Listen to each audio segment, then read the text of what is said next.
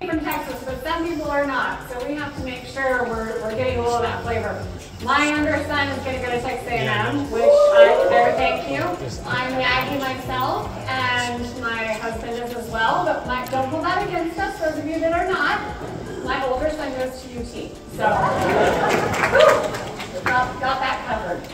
It truly is my privilege and humbled honor to be with you all tonight and have this opportunity to discuss and dialogue with three amazing speakers. I have an amazing team, and I'm privileged to help facilitate the great work that Chair Memorial Home does. Team, if you're in the room, shout out.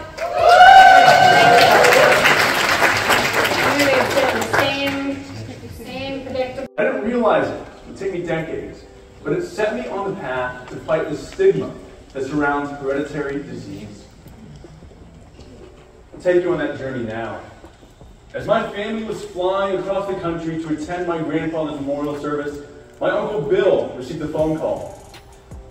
He'd been trying to understand why he was slurring his words and having trouble speaking, and now just days before attending his father's funeral, he received a diagnosis. It was ALS, Lou Gehrig's disease. ALS, or amyotrophic lateral sclerosis, is a fatal neurodegenerative disease which causes patients to lose the ability to control their muscles, leading to death in only 2 or 3 years. We were mourning my grandfather and at the same time trying to hold on to every moment we had left with my uncle. I remember at the memorial service you could already hear his voice failing as he delivered the eulogy for his father.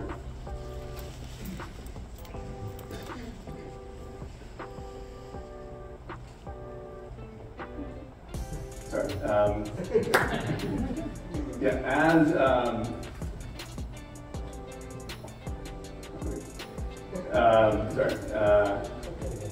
got neurodegenerative disease in my family.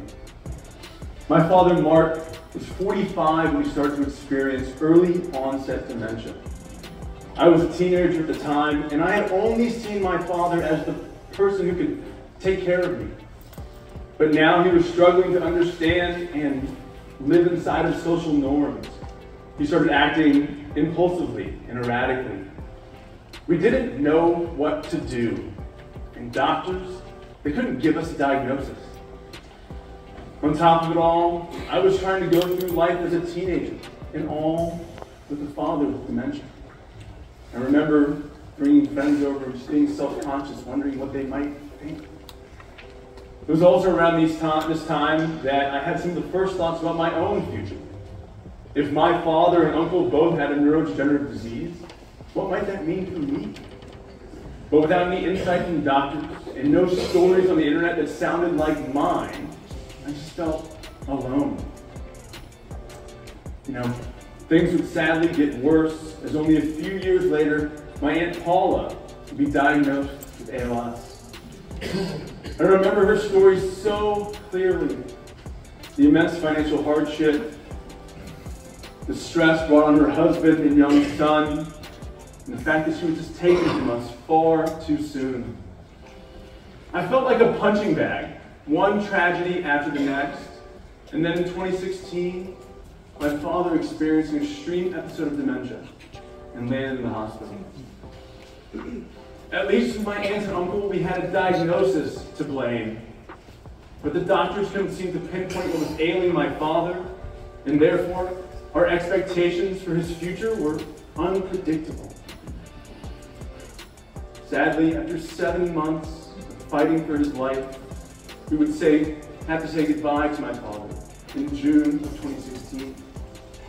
He was the third sibling to die of a neurodegenerative disease, and we still had no insight as to whether any of the cases were linked or if I was actually at risk.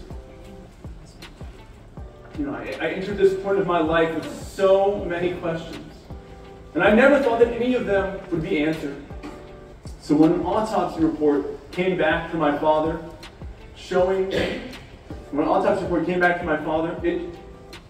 it shocked me.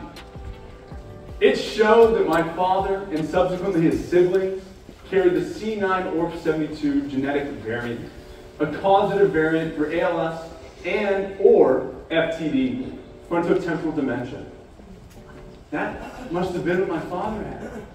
This was all a hereditary disease. You know, for the first 28 years of my life, I lived in fear of what my future might hold, a fear not only of the unknown, but of the stigma that surrounds hereditary disease. But the time was right for action. Science and technology had laid a path before me. Genetic testing was available. I chose to go down that path, and now I've never looked back. Soon after the discovery, my wife and I made an appointment with a genetic counselor to understand exactly what it meant to be the child of a C9 carrier. We learned that there was a 50% chance that my father had unknowingly passed this variant on to me, and that if I carried it, there was a 50% chance that I might pass it on to the children my wife and I so desperately wanted. I also learned that if I carried the variant, there was a 95% chance that I would develop disease in my lifetime. But there was a silver lining. We learned that we could do what's called IVF and PGT, pre-genetic testing, to ensure that we wouldn't pass this variant on to our children. I just watched this variant decimate my father's generation, and I didn't know what it might do to mine. But that knowledge that we could affect change for future generations gave me every ounce of energy that I ever needed to go down the incredibly daunting journey of finding out my own genetic status. And so with that light guiding my way, I enrolled in a longitudinal research study to find out my genetic status. You know, if any of you find yourself at risk for a genetic variant like mine. Now? Okay.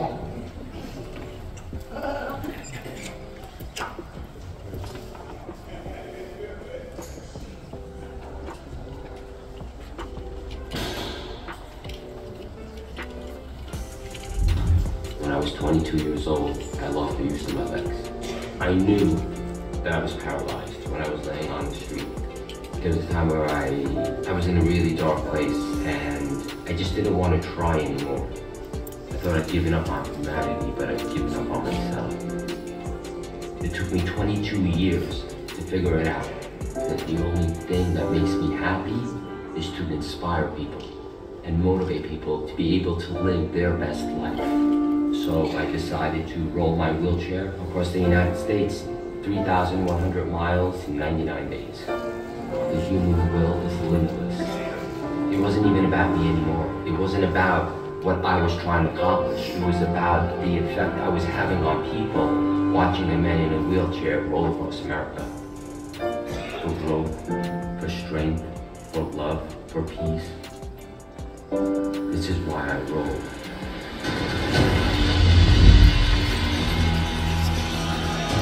I'm so honored and humbled to be here and share my experience. All right, what is possible? Anything and everything.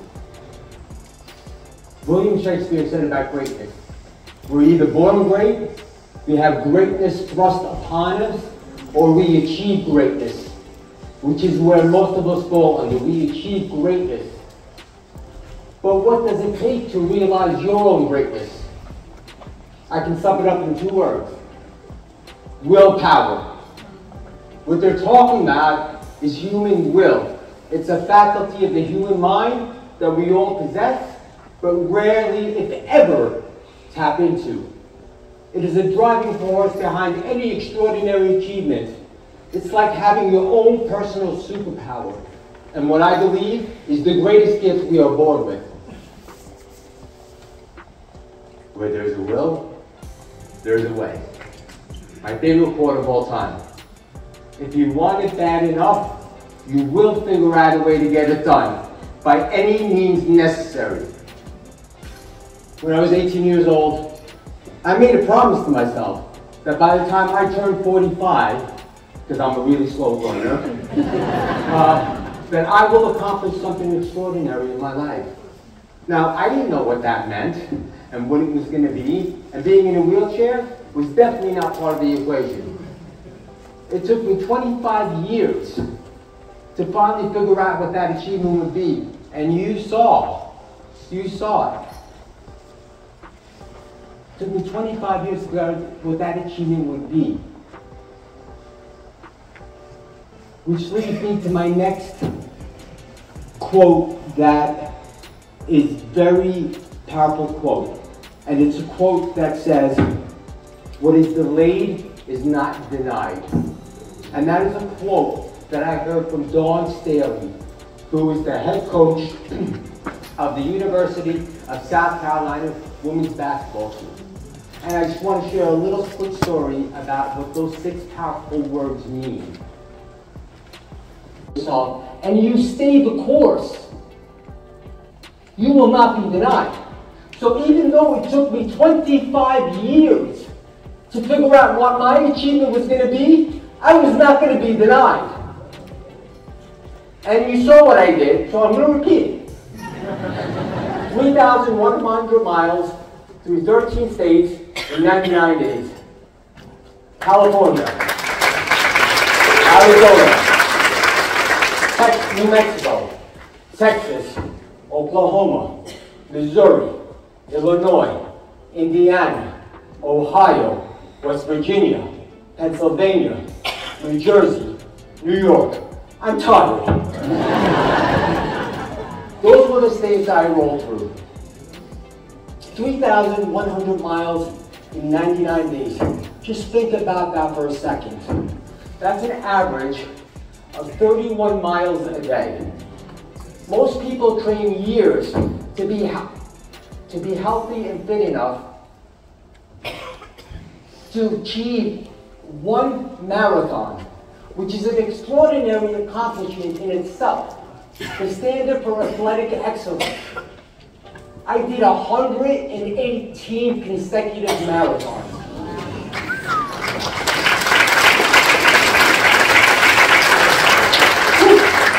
I rolled anywhere from 10 to 14 hours a day in the sweltering desert heat, in the freezing cold, in the pouring rain, at all hours a day, whether it's 10 in the morning, 6 in the evening, or at the break of dawn, day after day, mile after mile, over and over. Now I want to ask you guys this. Do you think you have what it takes to walk, jog, run, or even roll across America? You're wrong. Yes, you do. Yes, you do. Everyone in this room has the ability to do so. And how do I know this? Because I don't know any of you. Because I did it. People, I'm no more special than anybody in this room. And believe me, ask all my exes. They will vouch for that. Right? I don't have bionic arms. I'm not gifted in any special way. But what I do have, and what each and every one of us has, is our willpower, where all our potential lies. Before I left, people would ask me, why am I doing this? Why am I risking so much? What if something happened to your arms and shoulders? And truth be told, I was risking a great deal. These things are the most important things to me. They are the reason for my independence. And if something would have happened to just one of them, game over. Life as I know it would never be the same. I would have to rely on somebody to take care of me, to dress me, to bathe me, to transfer me, to help me go to the bathroom. On and on and on. But that didn't matter. Because the want, the need, and the desire to see if I can actually roll across America was greater than any loss I can ever imagine. And believe me, I understand all too well about what loss is. Which brings me to my final quote.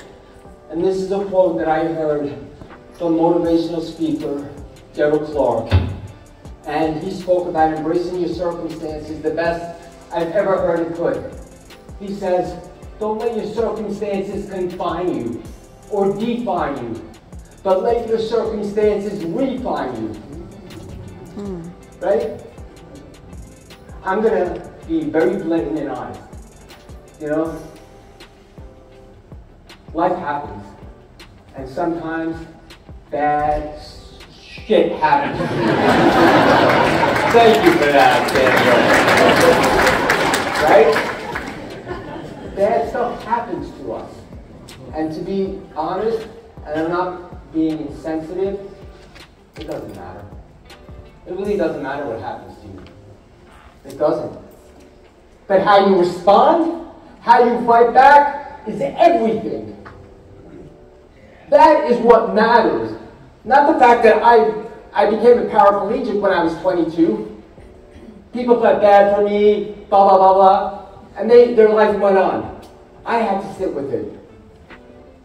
But what I did about it was what's important. Before my accident, there was 1,000 things I can do. After my accident, 700 things I can do.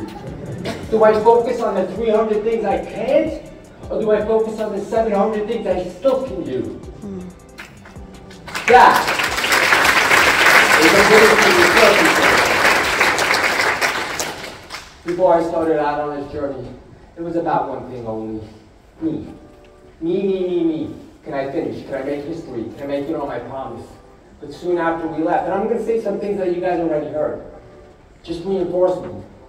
But soon after I left, I realized, my crew realized, that it wasn't about me, per se. Yeah, I was the one rolling, driving this vehicle, this movement, but it was about the effect I was having on people watching a man in a wheelchair roll across America.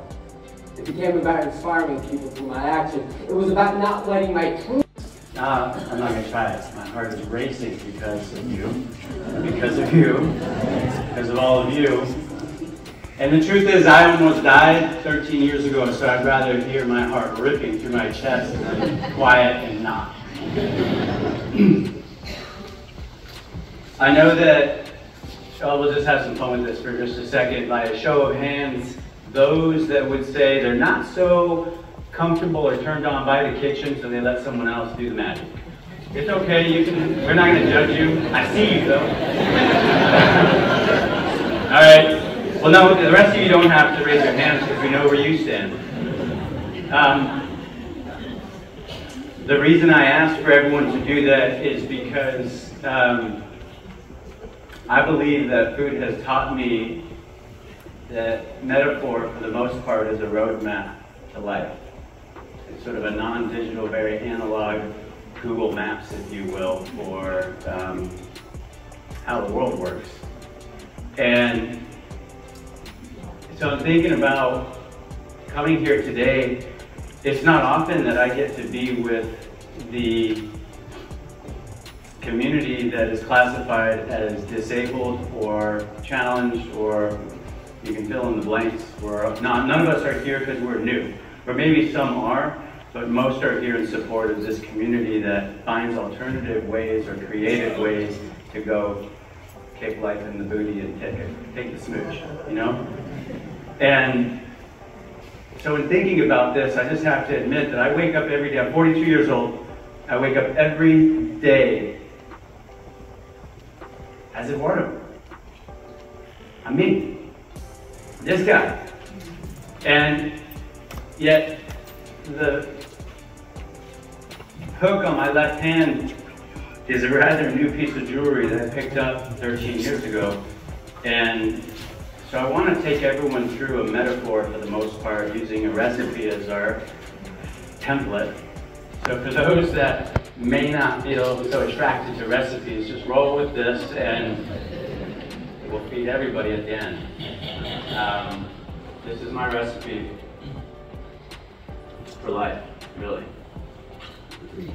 So, oh, look at that guy. Young, punchy, bushy eyebrow and everything. This is my first job. $214 was my first paycheck. I literally love the whole uphill both ways type of a statement, because I lived in a valley and I was on the west side and my job was on the east side. And so me and my little BMX bike would go, we finish our shift, we go back. And so at this age, you know, what was I learning? What was I knowing? Gosh, you know, I was learning things like cost control. You know, freshman, sophomore in high school right now, in this picture.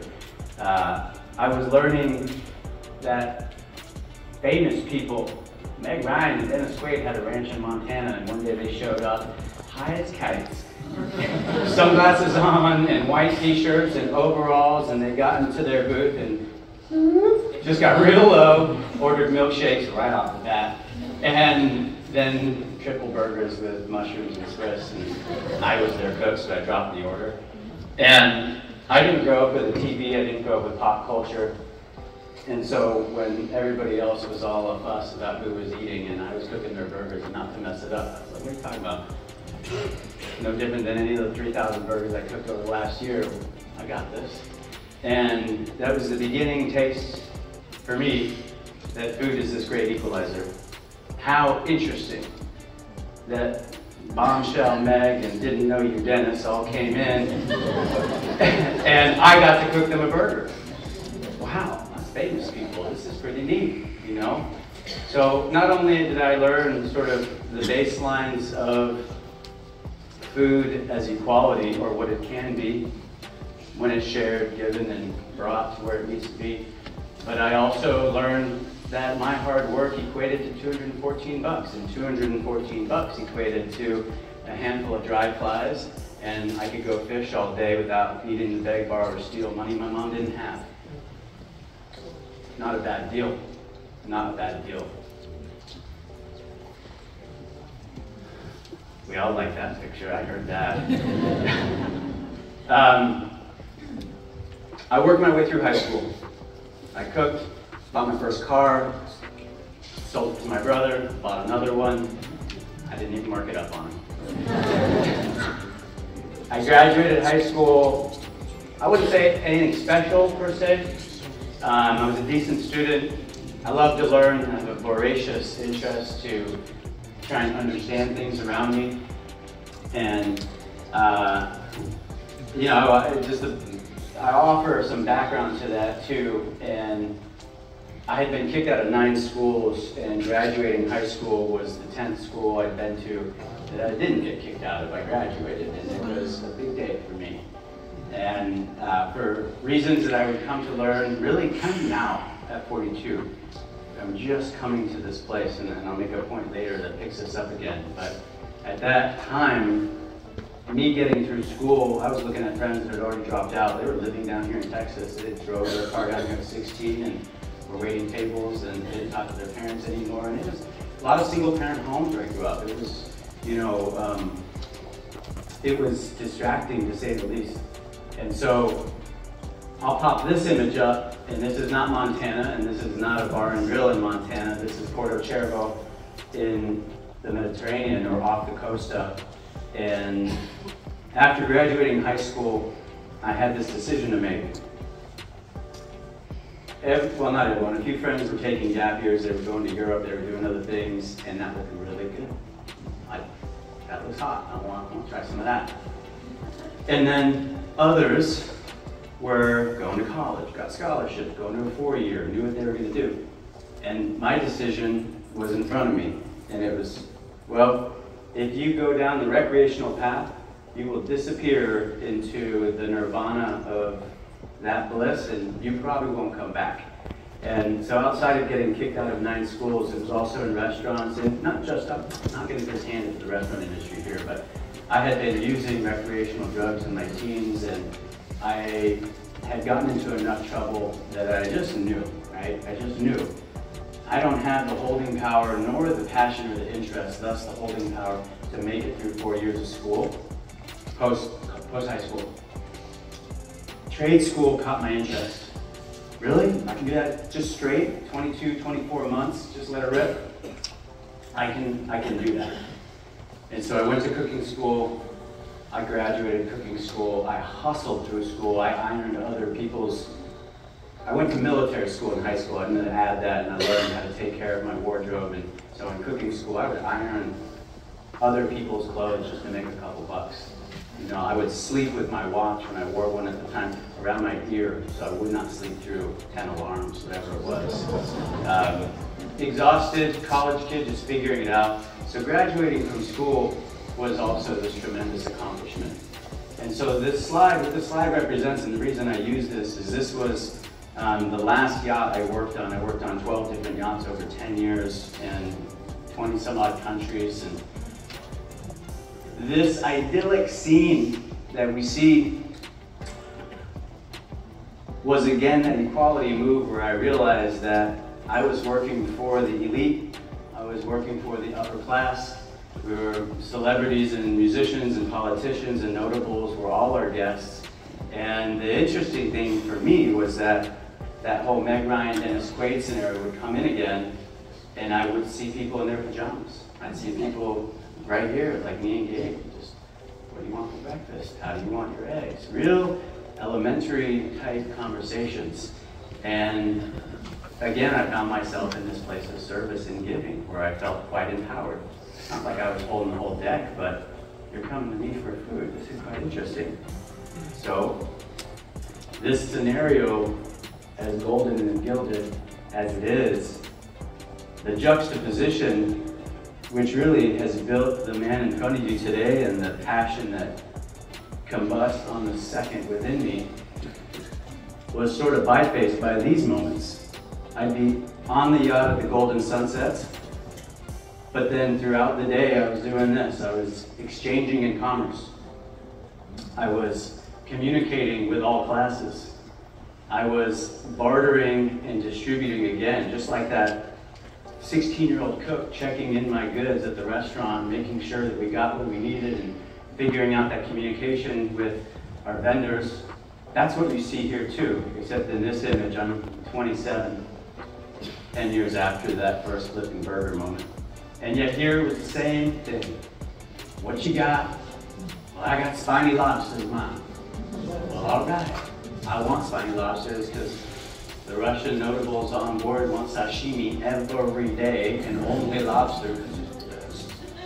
Okay, so we have, and so what I love about this moment, because it's embedded into my business at Montana Mex today, is that I could not go from the kitchen and working with the boss to then the boat with these fishermen to then looking at my crew without recognizing that my heart, your eyes, my eyes, your nose, my nose. We are all generally packaged regardless of whether you're standing or seated.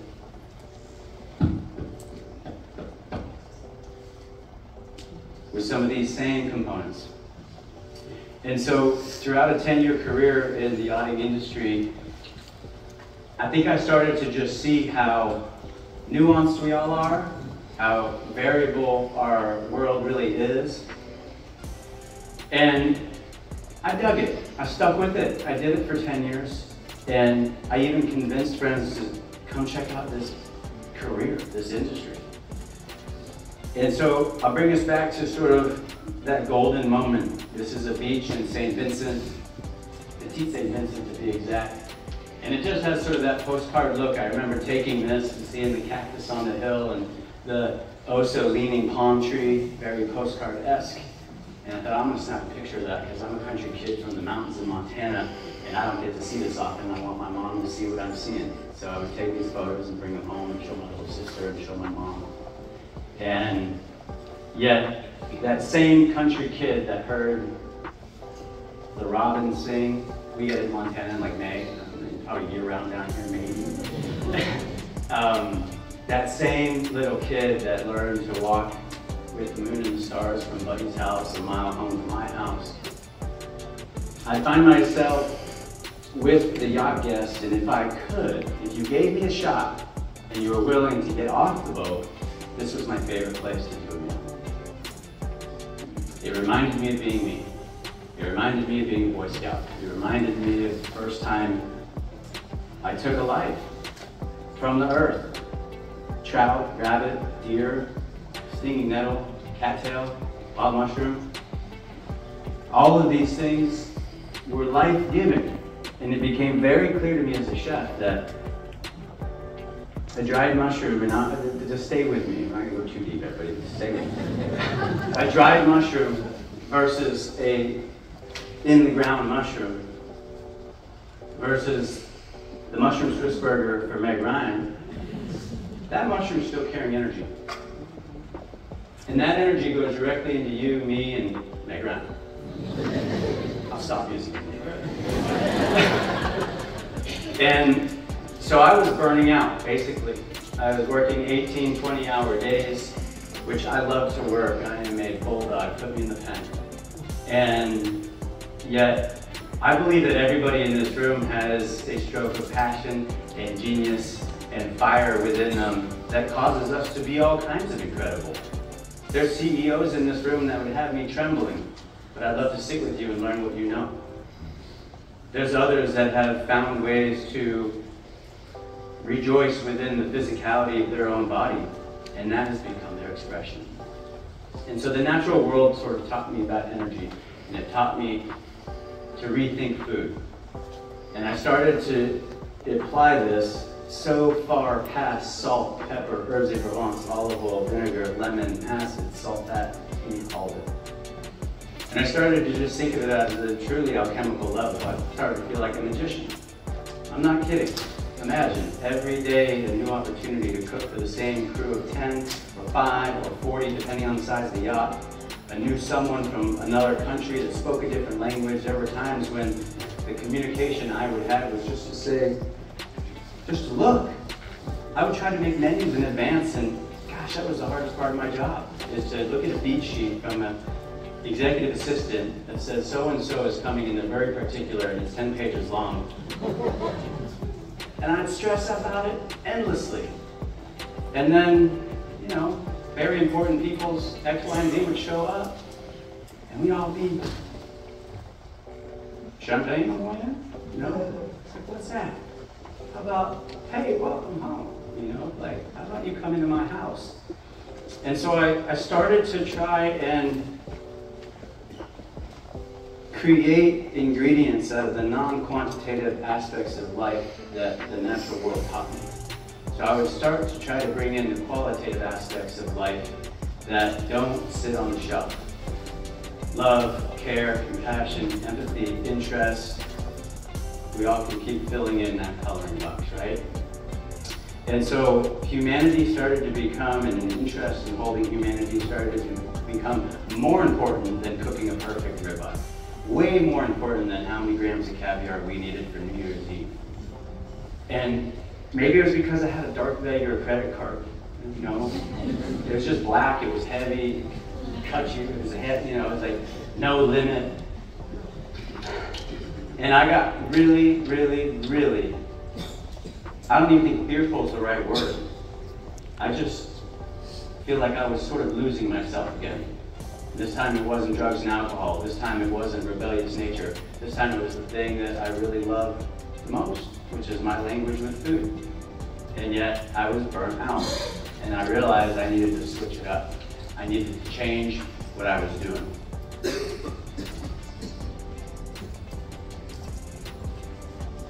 I came home off the yacht. I started a food company called Montana Mex with my partners. And the idea was simple. The idea was, we'll take my love of food, team approach, someone will be the CEO, I'll be the chef, and we'll bring a product that's as close to what a private chef would cook for you and your family as possible. Meaning, we would absolutely cover the cost and try and bring them to you and me as a producer so that you would have the best, most high energy experience possible, even if it was french fries and ketchup. So no corn syrup in my ketchup. Nothing you can't pronounce, right? You see that black pepper in the bottle, make sure that you can see through the bottle and label it in that so you can see that black pepper in there whether you knew it or not.